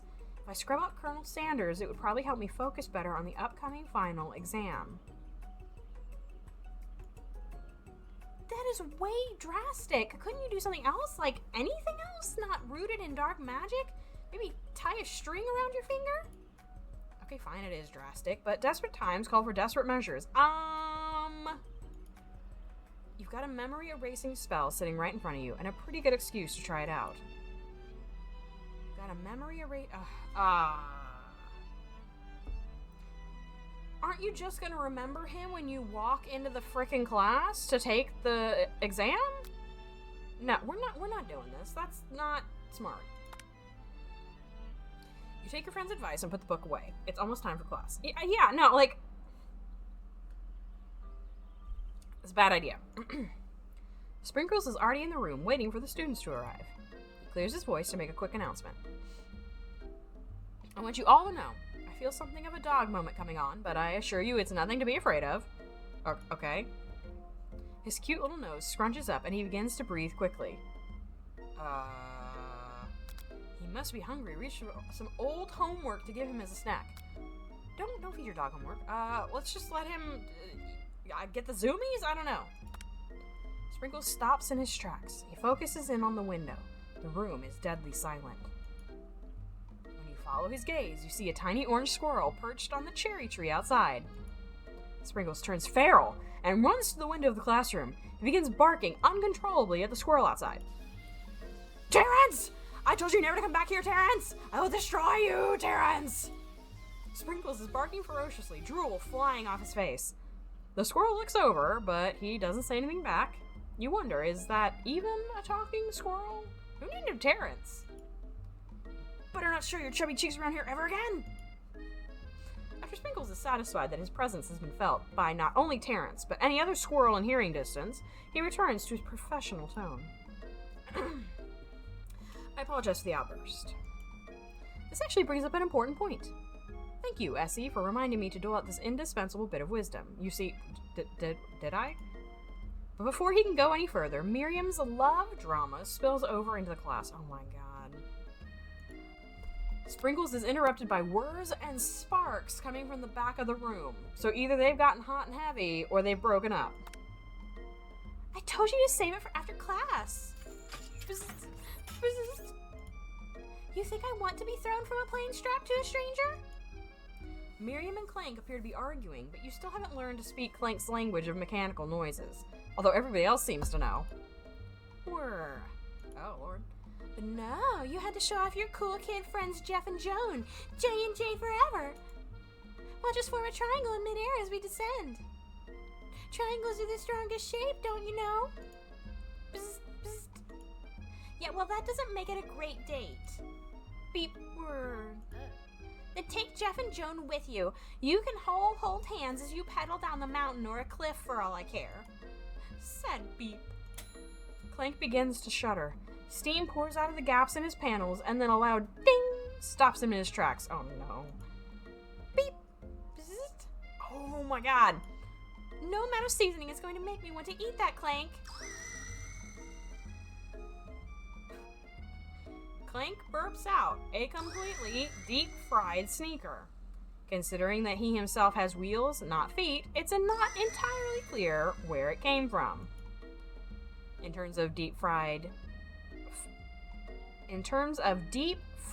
footwear, I guess it looks okay. That's a typo. Okay. Clank slowly rolls out of the room to be alone with his shoe. Everyone tries to pretend like they didn't see that entire thing go down. Nothing like a loud public breakup to cast a pall over the final day of school. Well, that was unfortunate. But we mustn't be distracted from what lies ahead. The final competition showdown challenge exam. Did that say TM? I'm still working on the title, but I think you get it. Test time approaches. See you all in the arena. Before you can think about your upcoming competition, there's a very beautiful soul nearby in need of a pep talk. Hey Miriam, are you okay? Okay? I'm so mad I could smash a tiny mug, spilling several drops of hot cocoa all over the floor. How could he embarrass me in class like that in front of everyone? Her tiny cocoa is a delicious treasure, so you know that this breakup is no joke, even if the source of her frustration is such a silly boy. I know that you know this, but I'm going to say it out loud. You don't need anyone. That's right. You don't need no man, woman, nothing. You were good enough on your own. Me and you, we're going to cruise through this final test and hit the carpool lane to Success City. Miriam brightens up, imagining the wind rushing through her short bangs, but she hesitates to embrace the feeling all the way. You're not going to saddle up on Colonel Sanders' stallion and ride off into the sunset without me. Of course not. Well, maybe, sorta, but I'm sure there's a pony out there with your name on it and a ranch big enough for the both of us and whoever else we want to bring along.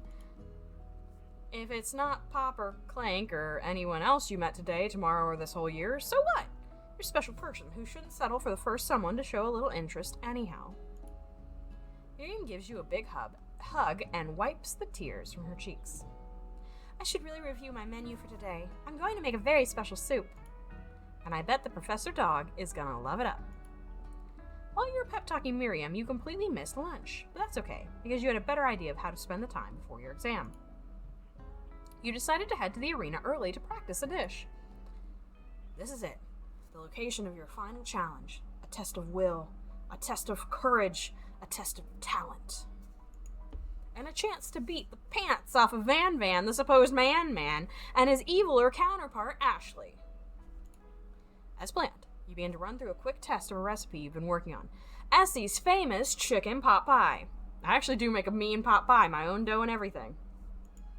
After practicing for months, making this dish comes second nature to you, and you're able to quickly get a fresh pot pie in the oven. But as soon as you do, your cram session is interrupted by Colonel Sanders. Do get your flower petals out of the kitchen. You're gonna make a mess. Essie, what are you doing here? There's still time before the final exam. Oh, just taking it all in. I'm big into visualizing success. I'm looking at my station and picturing victory. The pot pie has begun to bake, and the smell is slowly filling the space around you. Visualizing, huh? That's too bad. I was hoping you were here cooking something delicious. You'd usually happily share your food with anyone who is hungry, but the last time you let Colonel Sanders get in your head, it cost you the cook-off. You decided it's time to put your cooking above your romantic desires, but that decision gets hard to stick to when the other timer goes off behind you. I mean, if we leave it, it's just gonna burn. Oh, man.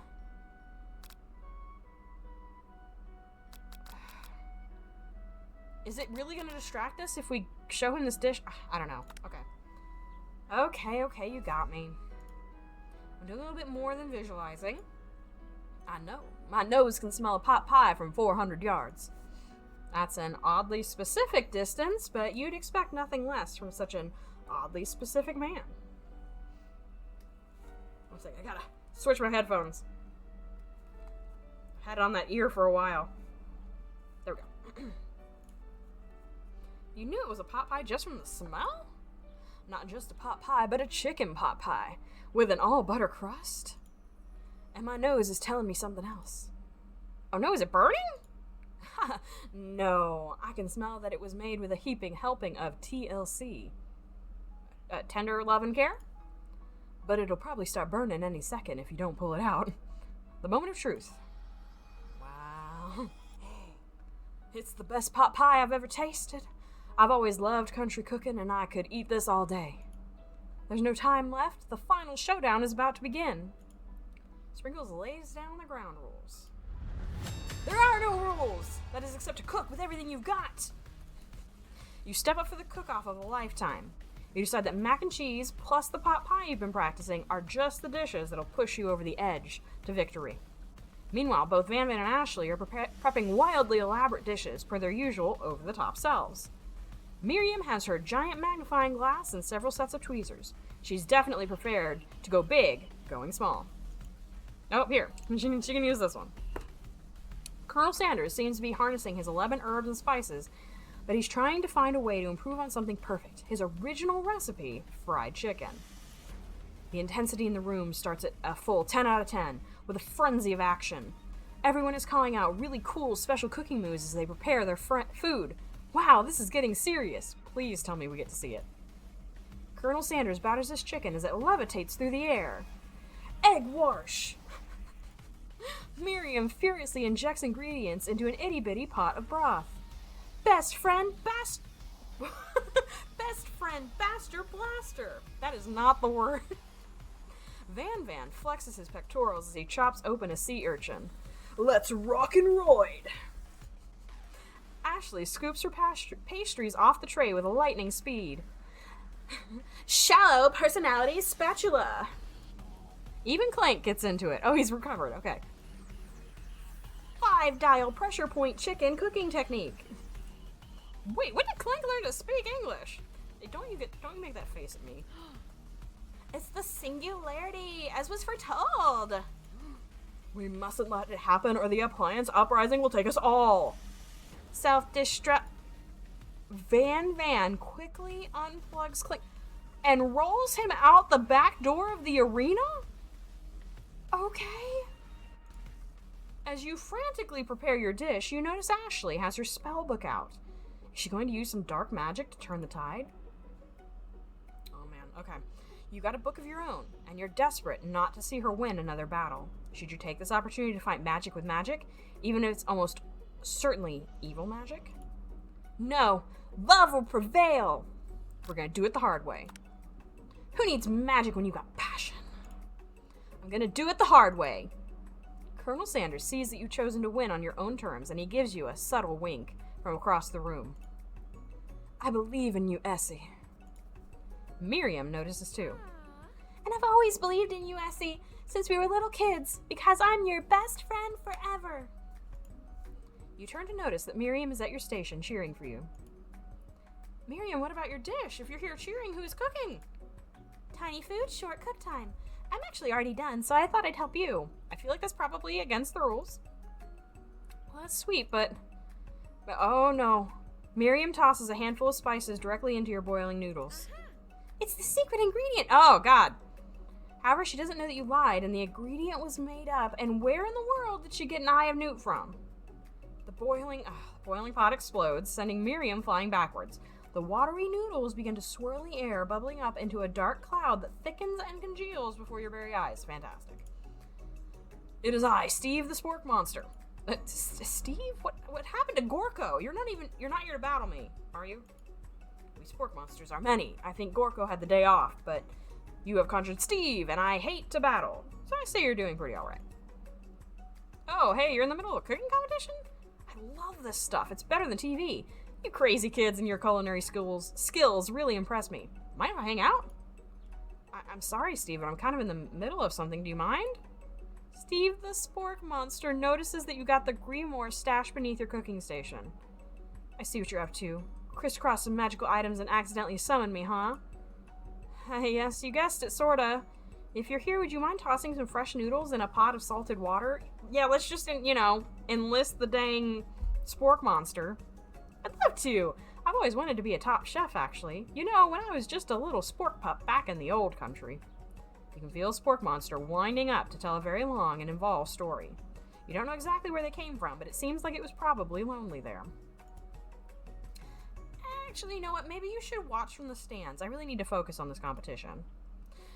I understand. It's kind of like that time in monster school that I had fallen asleep during scare tactics class, and when I woke up, you toss a serious stare at Steve, and he takes the hint. Never mind, I'll tell you later. Good luck. Having suffered this huge setback, you don't know how you could ever win.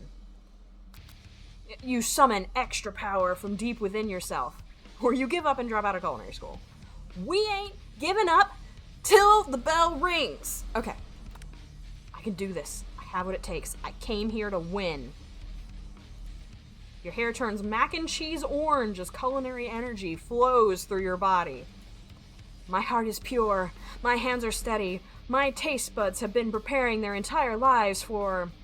Yes, Essie, you are the chosen one. You will avenge me. I swear to God, dude.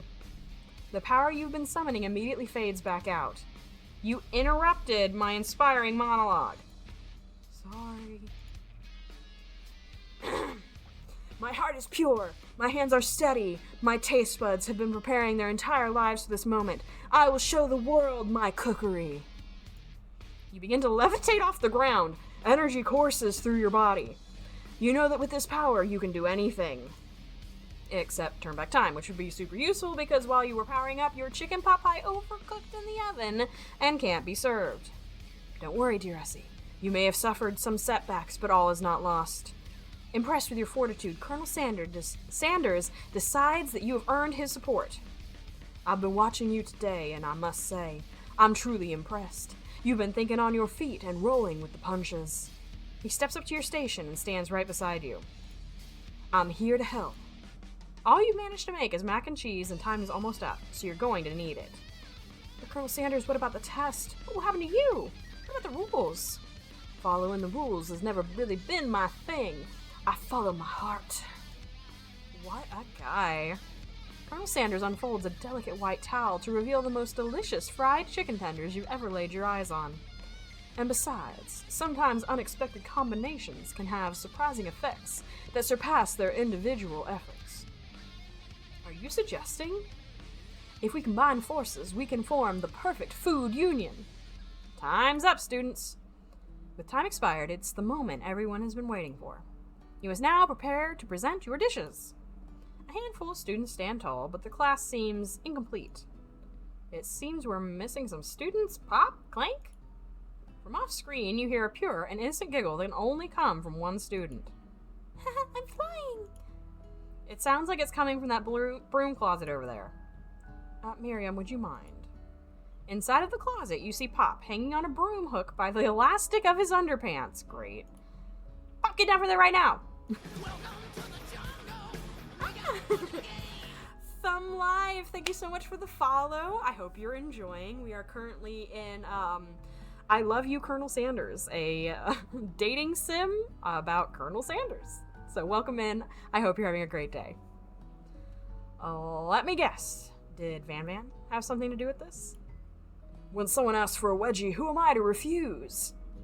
I thought a wedgie was a salad. Actually, right, a wedge salad. It looks like Pop is eliminated from the challenge, seeing how he didn't cook anything. I can't feel my legs. May I be excused? Sure. You kids and your pranks.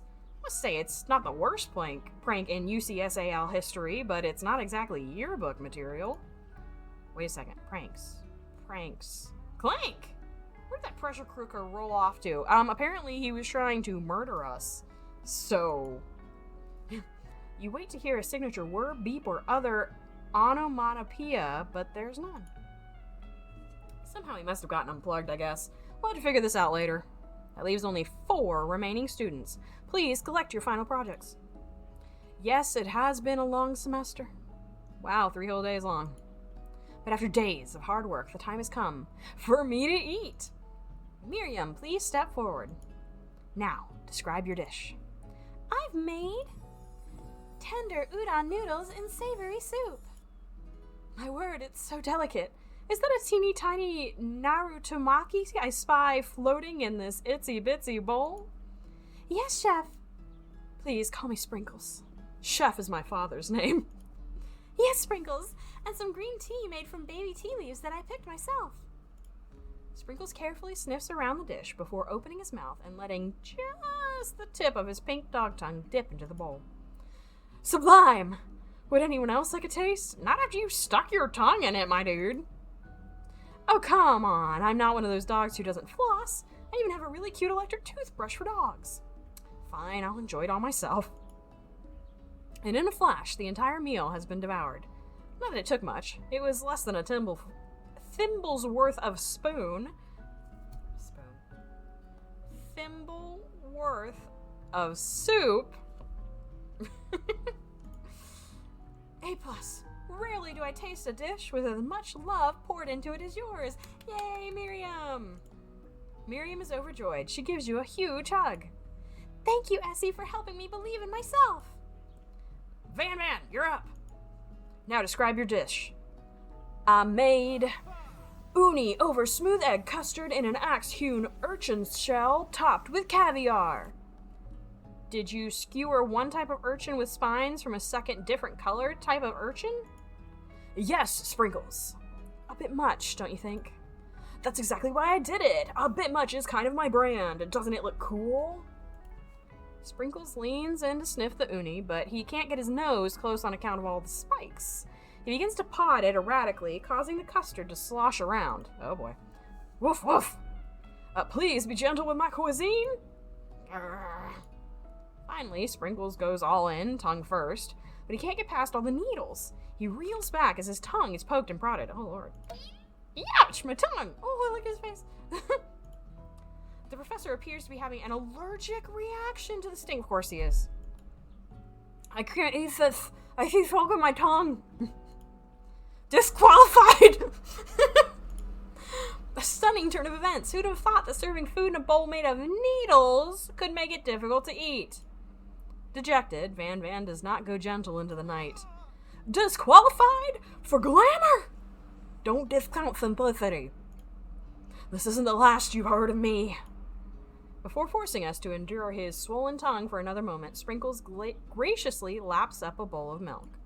I know. Yeah, I'm a dog and I drink milk. Get over it. Sometimes it helps calm my agitated tongue. Next student! Ashley, it's time to step up. Now, describe your dish. I made orange blossom Turkish delight in a light rosewater syrup topped with French meringue and connected by sugar glass. That is really cute. That actually doesn't sound too bad.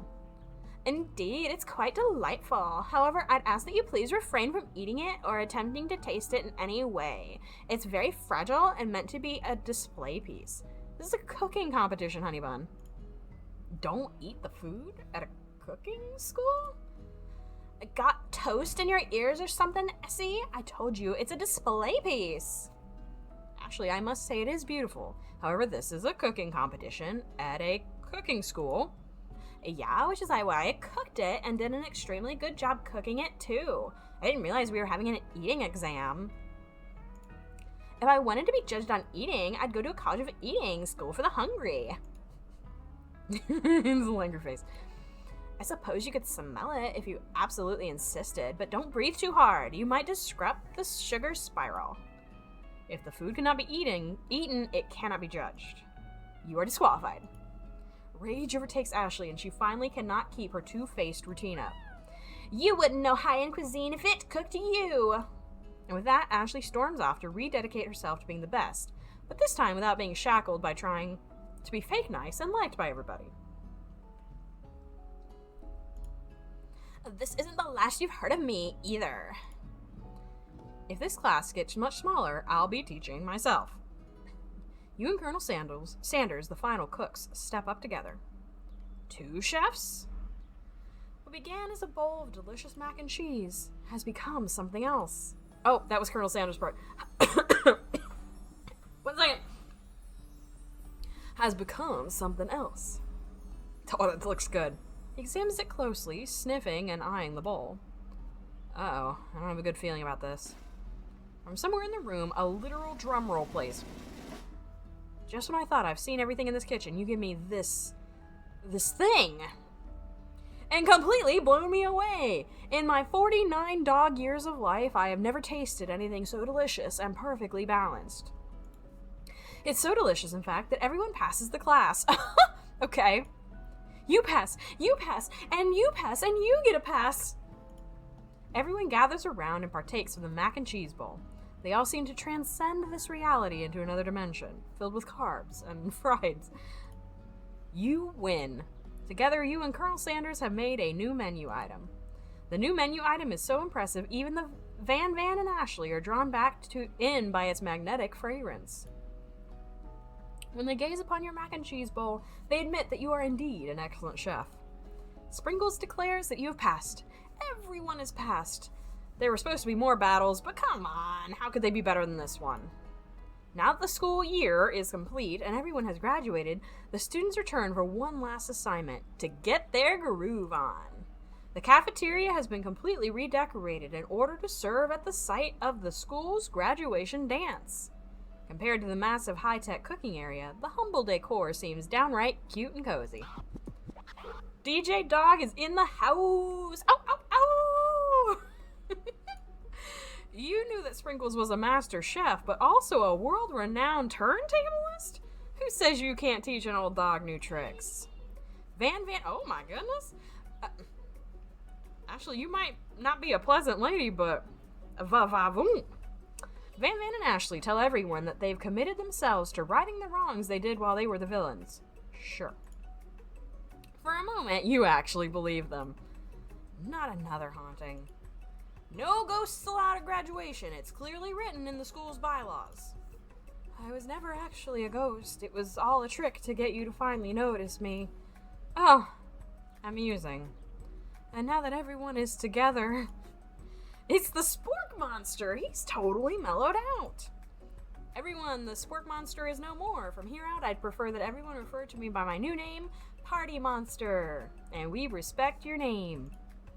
Student tries to finish what he had to say, but everyone is too wrapped up talking to Party Monster. Dejected, student walks off. Maybe things didn't work out for Miriam romantically, but she found the love in her cooking, and you know she's gonna do great. A red carpet rolls out across the floor of the ballroom. It's like a Hollywood movie premiere. Who could command such an entrance? It's Pop! He's arrived late to the dance, but apparently for good reason. Is he a king? I swear to God. Walking to the carpet, you see perched atop his dirty chef hat a crown? Welcome back, Pop. I know you weren't able to complete the final exam and accept your diploma. so we had it mailed directly to your father. We figured it was the least we could do for the school's dean, of course. Oh, now I get it. And we get a new wing on the school, not to mention the honor of educating the son of the chancellor of such and such. The music at the dance is interrupted by the sound of sparking and electrical hissing. Oh my god, Clank. It's Clank, who has arrived late to the dance. Now that I have graduated, I can reveal my truth. Whoa, he's still doing the talking thing. I am Clank, and I am not of this earth. I am actually from a faraway planet in another dimension. What? What? I actually feel like I knew it this whole time. Now that I have learned the ways of your kind, I must return. Miriam, will you come with me? I don't know what to say. The answer is no, Miriam. Besides, no, obviously. Okay, thank God. I have just begun to learn who I really am. This isn't the time for me to devote my life to figuring out who you are, Clank. You're blown away by Miriam's maturity. It's pretty clear she has managed to surpass you in that regard. I understand. Kind of. Humans are weird. A portal opens up and Clank disappears through it. Oh my god, the petals! Finally, Colonel Sanders arrives. Howdy, classmates. What are you wearing? Just like the first day you met him, he has come prepared to feed the entire class. However, it's not enough to just give them a bucket of chicken. This time, it's a full meal. I didn't get to be the most famous chicken man in the history of chicken and man by not reminding people to go out and buy my chicken. The end? Was this all an ad for, like, the mac and cheese bowl? No, it's not the end. As everyone feasts on their delicious chicken dinner, Colonel Sanders finds you sitting at the edge of the dance floor. Essie, what are you doing sitting all alone? Oh, you know, just waiting for the right person to ask me to dance. I wonder, might you tell me, what are the qualities that you expect to find in such a lucky person? Off the top of my head, oh, I don't know, a spicy musk, a tidy goatee, and a degree from the University of Cooking School Academy for Learning, just to name a few. It truly is my lucky day. Would you dance with me? Yes, I would love to. As you glide across the dance floor, hand in hand with Colonel Sanders, the future stretches out in front of you. And once my 100th franchise is up and running, I'll be ready to take a day off, and I'll be so glad to spend it together with you, Essie. Aw, he's crying. Okay. How sweet. We'll work together and play together. Colonel Sanders stops dead in his tracks. Work together? Well, I think that this is something I'll just need to do by myself. But who will help you run your restaurants? I don't believe I need help. Besides, based on your time at school here, do you really think running restaurants is the best path forward? Now you listen here! Could it be? You found a love connection but failed to earn Colonel Sanders' respect as a chef? What? Can you live with only half of him? Will you be able to endure sharing him with his other love, the life of an entrepreneur? I suppose I could enroll in pastry school. Oh, my dear Essie, I'm sure that you'll find your place eventually. And along the way, you'll have me by your side. The end.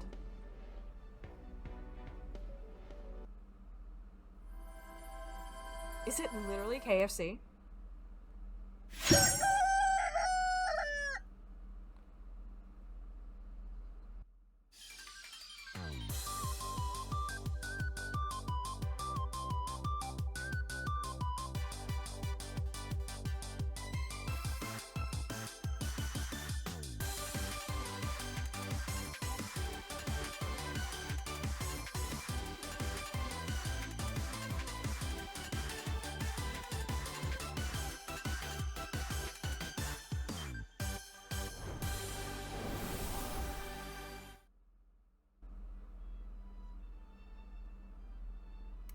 Alrighty.